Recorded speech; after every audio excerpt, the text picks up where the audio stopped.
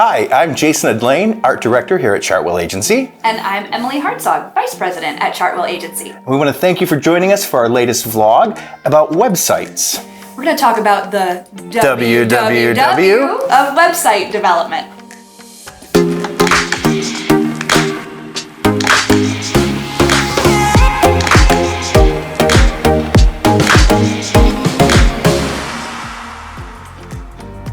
Websites are the core of most businesses' brands.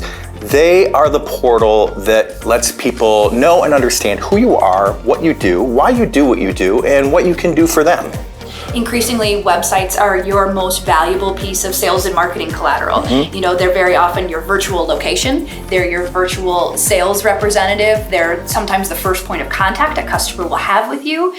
Very often they're where your clients go to get information or access a client portal. So your website does a lot of heavy lifting for you. And I think as we move more and more to sort of virtual engagement too, and there's less face-to-face happening, the importance of that strong website presence is even more important than ever. Absolutely.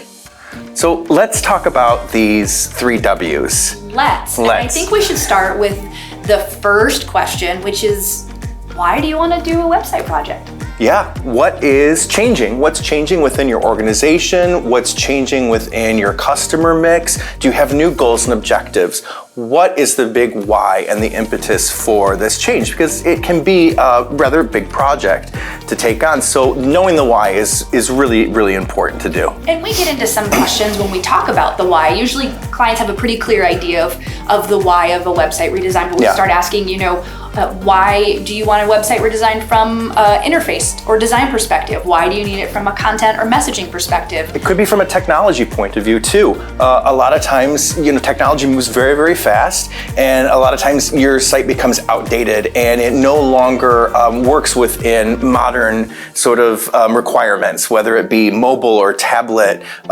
responsiveness. So there's a lot of things that can drive that why. And knowing what each client has set as their why will certainly help set some priorities, but we also uncover some interesting information along the way, which can lead us to the second question. Yes, the what. The what is the second question. Do you need a whole new site, or is it just a refresh? A lot of times the what could be driven by a rebrand initiative, something bigger that's happening where the website needs to fall in line with it. And sometimes the what is we've added a new service line, or we've taken on a new geography or something very specific, and we just need to update that. So it could be very big, it could be very small, but the what are we trying to do really helps identify how big the scope of work is going to be, and also some of the priorities of the project that kind of came out in that why question. Functionality can be a key what too. A lot of times your site just isn't doing what you need it to do for you anymore, whether that's gathering information, creating leads, creating actionable steps for your customer. So we talk a lot about functionality being a big driver of what too. And one of the questions that you asked that I love is, what isn't the site doing, your current site doing for you that you need it to do? And I think that's such a great question to ask. What isn't it doing? And then sometimes you ask the flip side, like, what is it doing that is working really well? What do you love? And I think those two things going together is really important when you're looking at how we migrate from an existing web presence to something new. I think that kind of ties in with something we often say here is you don't want to throw the baby out with the bathwater, right? There's no sense in getting rid of everything if there's something that's working for you. If it's not broke, don't fix it. Yep. So we try and identify what those things are and then build on that as to what you need it to do for you for the things that aren't working. And let's face it, most clients don't have unlimited budgets. No. We would love to be able to say that, everybody can build everything they want, but very often website projects get scaled or phased based on budgetary limitations. And so the what really helps us set some priorities for what needs to happen right now, what maybe can be a future build so that we can fit within the budgetary parameters or the timeline parameters while still meeting the needs of the organization. And we do find in the conversation that the what and why tend to go back and forth and start to influence each other quite a bit. Like the why drives another what question and what goes back to why. So it really is a fluid conversation, but those are the first two things we like to hit on. Yeah, and I think your point about what do you need this site to do? Yes. Just so important. Just so important. Well, let's talk about the third W. Let's. The who. The who. Not the band. We're not going to sing.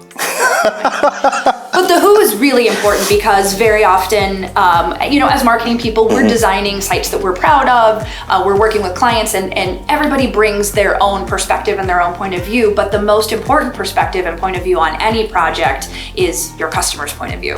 And so that's where the who is so important. Yeah, and a lot of times we have clients that are fortunate enough to have analytics and data driven from other sites or from other sort of discovery resources. And if we have that information, it's really great to sort of drive who that who is. But one of the questions that always arises too is the who changing? Does the who need to change? Yeah, and I think a lot of clients have a very good idea of who their customers are, but sometimes it's who their customers used to be. Yes. And so a website project is a really great opportunity to engage with others, your sales and marketing staff, your field staff, those that are interacting with your customers the most, just to kind of test, has our customer changed? Is the who different than it was 5 years ago or 10 years ago? And what do we need to do to potentially attract the evolving who, the new who? It's not a Dr. Seuss. I know, I feel like I was doing Dr. Seuss. So, and that information, that data can really, really drive a lot of other developmental factors in a website too. It lets us know how that person behaves, not just in terms of what content they're looking at, but what devices they're using, when they're looking at the site.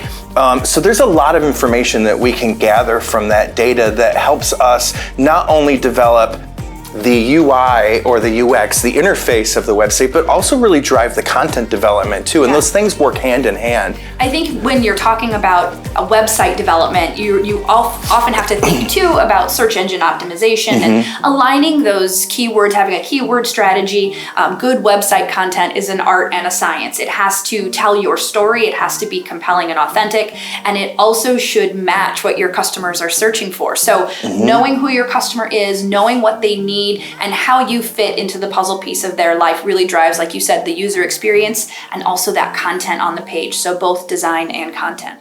Yeah, that user experience is really important because once you start understanding that audience and their behaviors, you may realize statistically mobile is the highest type of engagement, but that's not always true for every audience. We have run across clients where we realize that their core user is still at the desktop, and so we want to accommodate for both types of experiences, but know where the driving force is in that user experience. So there's a lot of great stuff that comes out of it, and we always love the challenge of it too, of trying to figure out the best way to speak and present information and drive action for these different audiences. And I think it's fun when we're talking with clients and we're kind of sharing what we've uncovered, and we've worked with their teams and we've kind of defined who these personas are that are their clients that are using the website.